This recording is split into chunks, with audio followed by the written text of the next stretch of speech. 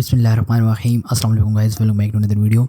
So in the last section हमने default network के ऊपर बात की। हमने देखा कि हम किस तरह डिफ़ॉल्ट नेटवर्क के अंदर कंटेनर्स बना सकते हैं और उनकी कम्युनिकेशन कर सकते हैं। लेकिन एक लास्ट पॉइंट जो उस वीडियो के अंदर रह गया था, जो मैंने आपको बताना था कि एक्चुअली में कंटेनर्स आईपी एड्रेस कहाँ से गेट कर रहे हैं और कैसे गेट कर रहे हैं। Because this is the essential question कि आपको पता हो कि एक्चुअली में जो कंटेनर्स के पास आईपी एड्रेस है वो आ कहाँ से रहा है और उनको असाइन कैसे हुआ है। तो चलिए आज की इस वीडियो के अंदर हम इसी क्वेश्चन का आंसर करते हैं। तो सबसे पहले हम डिफ़ॉल्ट नेटवर्क के बारे में बात कर लेते हैं, क्योंकि हमने देखा तो हमारे पास दो नेटवर्क्स होते हैं, एक होता है डिफ़ॉल्ट नेटवर्क और एक होता है user defined network.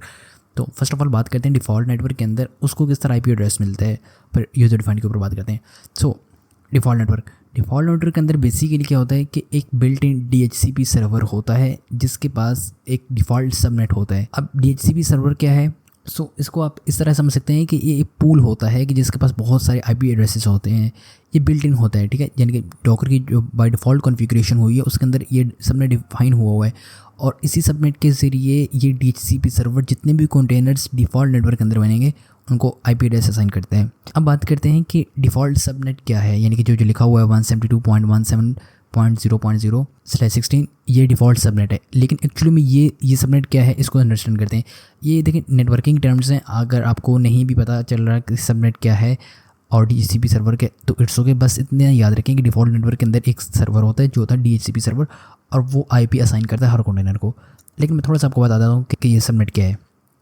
So here is the thing, देखें जो फर्स्ट 3 बिट्स है ना 172.18.0 ये नेटवर्क पार्ट होती है और लास्ट बिट जो होती है वो होस्ट पार्ट होती है। बेसिकली जो भी हमारे पास आईपी एड्रेस होता है उसके अंदर दो पार्ट्स होते हैं, एक नेटवर्क पार्ट होता है और एक होस्ट पार्ट होता है। नेटवर्क पार्ट को हम कभी भी चेंज नहीं कर सकते, वो फिक्स्ड होता है, लेकिन जो होस्ट पार्ट होता है हम उसको चेंज कर सकते हैं।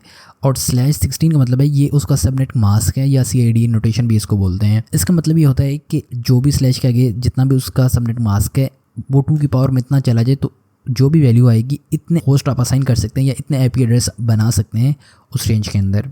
तो यहाँ पे 16 है तो 2 पावर 16 आएगा 65,536। मतलब बिल्कुल इसको आसान लफ्ज़ों में इस तरह समझें कि ये हमारे पास जो जहाँ पे लिखा हुआ है 172.17.0.0 ये डिफ़ॉल्ट सबनेट इसको बोलते हैं।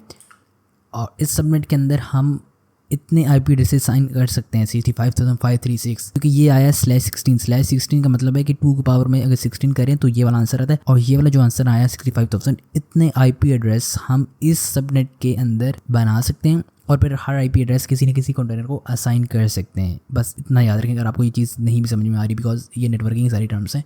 तो ये तो बात होगी डिफ़ॉल्ट नेटवर्क की। अब हम देते हैं यूज़र डिफाइंड नेटवर्क के अंदर हम किस तरह हर कंटेनर को आईपी एड्रेस असाइन करते हैं। तो देखिए उसके अंदर हमारे क्या होता है कि हमने खुद स्पेसिफाई करना होता है सबनेट, ठीक है। सबनेट यानी कि जब भी मैंने आपको दिखाया 172.17.0.0 ये हमने खुद स्पेसिफाई करना होता है अपनी मर्जी का सबनेट। अब जो हमारे पास पब्लिक आईपी एड्रेस होगा उसी के जरिए सबनेट बनाएगा। देखिए सबनेट होता क्या है, सबनेट इज़ जस्ट कि पब्लिक जो आईपी एड्रेस है आपके पास उसको आप डिवाइड कर देते हो मल्टीपल आईपी एड्रेसेस के अंदर।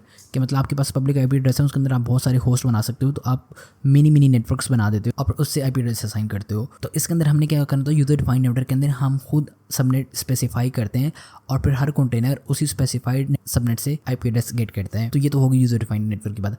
एक बात लेकिन इसके अंदर और आपने याद रखनी है कि क्या हो कि अगर हम यूज़र डिफाइंड नेटवर्क के अंदर सबनेट को स्पेसिफाई ही ना करें, जस्ट यूज़र डिफाइंड नेटवर्क बना दें लेकिन सबनेट को डिफाइन नहीं करें, तो फिर क्या होगा, तो फिर डॉकर क्या करेगा, बाय डिफॉल्ट जो उसका DHCP सर्वर है उसी को यूज़ करके सब कंटेनर को आईपी एड्रेस असाइन कर देगा।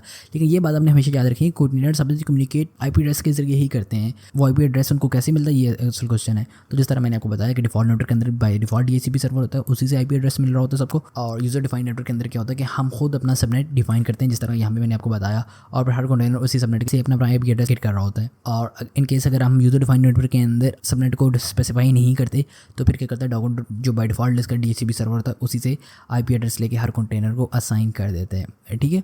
So that's it for this video. I hopes आपको समझ में आ गई होगी। इसमें कुछ इतना आपको याद रखने की ज़रूरत नहीं है, लेकिन जस्ट आपको एक ओवरव्यू देना था कि आपको पता हो कि हर कंटेनर को जो आईपी एड्रेस मिल रहा है वो कैसे मिल रहा है। सो चलिए इंशाल्लाह मिलते हैं नेक्स्ट वीडियो के अंदर। तब तक के लिए ख्याल रखिएगा अपना भी और आपको चाहने वालों का भी। अल्लाह हाफिज़।